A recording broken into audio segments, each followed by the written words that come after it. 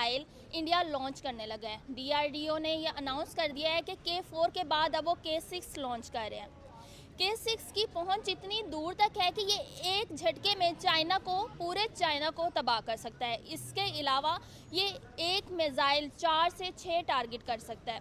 आपको क्या लगता है कि ये सब पाकिस्तान या फिर दूसरी कंट्रीज़ के लिए ख़तरा हो सकता है या नहीं? इस बारे में पब्लिक का ओपिनियन लेते हैं। बताएं। रशिया के साथ है, चाहे वो अब चाइना के साथ बातचीत करने जा रहा है या चाहे यूएस के साथ, जो भी किसी के साथ भी है ना, वो इसी चीज़ को लेकर है कि मेरा मुल्क तरक्की करे। जब एक मुल्क तरक्की कर रहा होता है ना, तो बाद में लड़ाइयाँ, झगड़े, जंगें, ये सारे कुछ ना पीछे चला जाता है। This is the reality of the life. जो पावर में होता है वो चलता है, ठीक है ना। और जहाँ तक हमारे क्या कहते हैं पाकिस्तान के हालात हैं, ऑनेस्टली स्पीकिंग बहुत से लोग मेरी इस बात को खैर निगेट करेंगे। मैं क्या लगता है कि वीक कंट्रीज को ऐसी क्या चीज़ अपने अंदर लानी चाहिए, जैसे पाकिस्तान हो गया या दूसरी डेवलपिंग कंट्रीज हो गई, उनको ऐसा क्या करना चाहिए कि कल को कोई सुपर पावर उन पे हमला ना कर सके या उनके मुल्क को अपना तरफ से ना चला सके? पावर है वो सब कुछ करता है। हाँ। बाकी नेशंस जो हैं वो सिर्फ और सिर्फ डर के कि जी ये नहीं होना चाहिए। यूएन क्या कर रहा है? हाँ कुछ जी। भी नहीं कर रहा। क्या वैल्यू है यूएन की? कुछ भी नहीं है। जो अमेरिका कहता है, जो चाइना कहता है, जो रशिया कहता है, यूएन वही करता है। अब जो कुछ उन्होंने किया है, जो इसराइल कर रहा है, कौन बोल रहा है? कुछ भी नहीं। Might is right. आपके पास ताकत है, आप सब कुछ कर सकते हो। तो आपके ख्याल में ये ट्रम्प की सरासर बदमाशी है, अमेरिका की बदमाशी है? हमेशा से है उनकी, हमेशा से उनकी बदमाशी है। जहाँ उनका दिल करता है, वो जो उनका दिल करता है वो करते हैं। इराक में उन्होंने क्या किया है? फ़लस्तीन में जो हो रहा है वो क्या कर रहे हैं?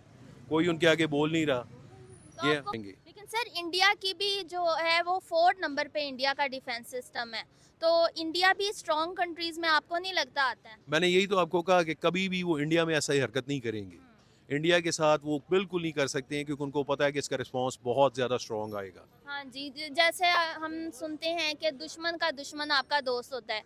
इंडिया भी चाइना के साथ नहीं है और अमेरिका भी चाइना के एक ऑपोजिशन में है, तो इसलिए आपको लगता है कि वो इंडिया को अपने खिलाफ नहीं करना चाहेगा? देखें, बेसिकली इंडिया को तो उन्होंने रखा हुआ है ना काउंटर करने। देखें, आपको सबसे पहले अपनी इकोनॉमी जो है ना उसको स्ट्रॉन्ग करना है। अगर इकोनॉमिकली आप स्ट्रॉन्ग हो, आपके पास क्या नहीं है? आपके पास एटम बॉम्ब है, आपकी आर्मी, ठीक है, जिस तरह की भी आर्मी है तो सही ना, स्ट्रॉन्ग आर्मी है।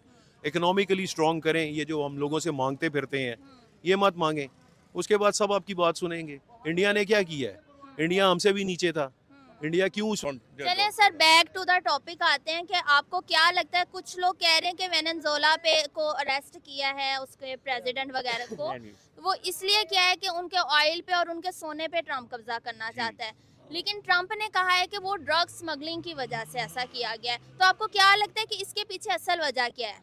मैम इसके पीछे असल वजह ये है कि टॉप 10 में, दुनिया की टॉप 10 में बात करें ना कि सबसे ज़्यादा ऑयल रिजर्व्स किसके पास हैं, तो इस वक्त जो है, जो हम अगर बात करें वेनेजुएला की, तो उसके पास ऑलमोस्ट 3 बिलियन बैरल के करीब ऑयल रिजर्व्स हैं।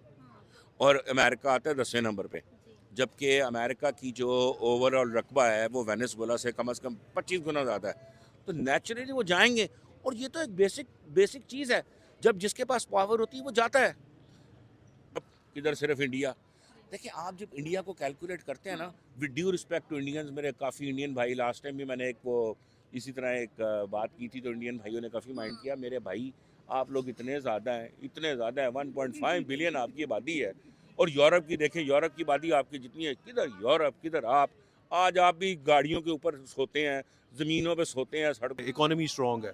चाइना, उनको लोग क्या कहते थे? अफीम खाने वाली कौम थी। आज चाइना कहाँ है?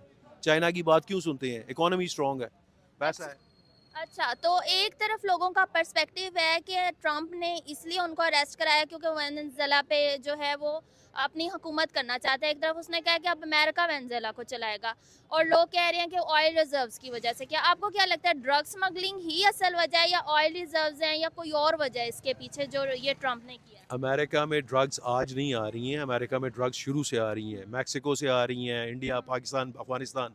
ये सिर्फ और सिर्फ रिसोर्सेज पे कब्जा है, ऑयल पे कब्जा है, उनके मिनरल्स पे कब्जा है। ये सिर्फ और सिर्फ मिनरल्स की जंग है। वहाँ जितना कुछ निकल रहा है, डायमंड वहाँ है, गोल्ड वहाँ है, ऑयल वहाँ पर है, तो इसीलिए वो सब कुछ कर रहे हैं, और तो कोई रीज़न नहीं है उनकी। तो आपको क्या लगता है ऐसी कौन सी स्ट्रॉन्ग कंट्रीज हैं जिनका अमेरिका कुछ बिगाड़ नहीं सकता?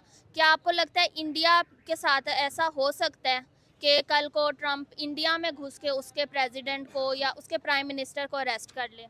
देखें, जहाँ तक इंडिया की बात है, मेरा नहीं ख्याल है कि अमेरिका ऐसी कोई हरकत करेगा, लेकिन जो स्ट्रॉन्ग कंट्रीज़ हैं उसमें आज का हमारा टॉपिक है वेनेजुएला में जो निकोलास मादुरो वेनेजुएला के प्रेसिडेंट को अरेस्ट किया गया। ये आज का हमारा टॉपिक है। 3 जनवरी को वेनेजुएला के प्रेसिडेंट को अरेस्ट किया गया था और ट्रम्प ने ये बात बताई है कि उनको उनके बेडरूम से उनकी बीवी समेत अरेस्ट कर लिया गया और इसकी वजह क्या बताई गई है कि वो ड्रग स्मगलिंग करते थे। जी हाँ, ट्रम्प ने कहा है कि वो कोकेन स्मगल करते थे वो और उनकी वाइफ, इसलिए उनको अरेस्ट किया गया है। आज पब्लिक से ओपिनियन लेंगे कि उनको जो अरेस्ट किया गया है क्या वो ऑयल रिजर्व्स की वजह से किया गया है या फिर वाकई में ही ड्रग स्मगलिंग की वजह से किया गया है। इसके अलावा लोगों से ये जानेंगे कि कौन सी ऐसी कंट्रीज़ हैं जो अभी 2026 तक भी इतनी वीक हैं कि कोई भी सुपर पावर उन पर अटैक कर सकती है या उनके मुल्क में घुस के जो भी वो एक्शन लेना चाहें अपनी पसंद का ले सकते हैं, और कौन सी कंट्रीज़ अब इतनी स्ट्रॉन्ग हैं कि अमेरिका या कोई भी जो मुल्क है वो उन पे हमला नहीं कर सकता और उनकी सालमियत को नुकसान नहीं पहुंचा सकता। जोला की आपने खबर सुनी थी कि 3 जनवरी को उनको अरेस्ट कर लिया, उनको और उनकी वाइफ को ट्रम्प ने। तो आपके मुताबिक क्या ट्रम्प ने ये सही किया या गलत किया? बिल्कुल गलत किया है। ट्रम्प के बाप की दुनिया है कि वो जो चाहेगा कर लेगा। अच्छा, बिल्कुल ट्रम्प ने इलीगल है, यूएन को इस पे कुछ करना चाहिए। ट्रम्प का जहाँ दिल करता है, अमेरिका का जहाँ दिल करता है, वो जो करना चाहते हैं करते हैं। कम्प्लीटली रॉन्ग है, इलीगल है। किसी कंट्री के प्रेसिडेंट को आप इस तरह उठा के नहीं लेके जा सकते हैं। जी। तो आपको क्या लगता है कि कुछ टाइम पहले इंडिया ने ट्रम्प की बात नहीं मानी थी और रशिया से ऑयल इंपोर्ट किया था, तो आपको लगता है कि ट्रम्प इंडिया को या दूसरी कंट्रीज को कोई पैगाम देना चाह रहे हैं? डबल स्टैंडर्ड्स हैं, कोई पैगाम नहीं देना चाह रहा। उसने जो सैंक्शंस लगाई थी, टैरिफ वॉर जो की थी, उसने सब हटा दी है। सिर्फ अपने मफादात को वो देख रहे हैं। ट्रम्प उससे बड़ा हिपोक्रेट दुनिया में कोई नहीं है। जहाँ उसके मफादात हैं वहाँ उनके साथ है, जहाँ उनके मफादात नहीं है वहाँ पर वो शुरू कर देते हैं। तो आपको लगता है कि हमें भी इंडिया की तरह स्टैंड लेना चाहिए और अपनी बात पे कायम रहना चाहिए और अमेरिका से डर के हमें अपने कोई फैसले नहीं लेने चाहिए? बिल्कुल लेना चाहिए, क्यों नहीं स्टैंड लेना चाहिए। स्टैंड लेंगे तो कुछ करेंगे, लेकिन हमारे हुक्मरान जो है वो स्टैंड नहीं लेते हैं।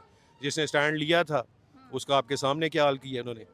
तो अगर पाकिस्तान में ऐसा कुछ होता है, फर्ज करें, तो अवाम क्या करेगी, हुक्मरान क्या करेंगे? अगर ऐसा कुछ हो गया तो क्या लगता है क्या होगा? अगर हमारे प्रेसिडेंट को ले जाएं, हाँ, हमारे साथ ऐसा हो जाए। अल्लाह करे ले जाएं हमारे प्रेसिडेंट को।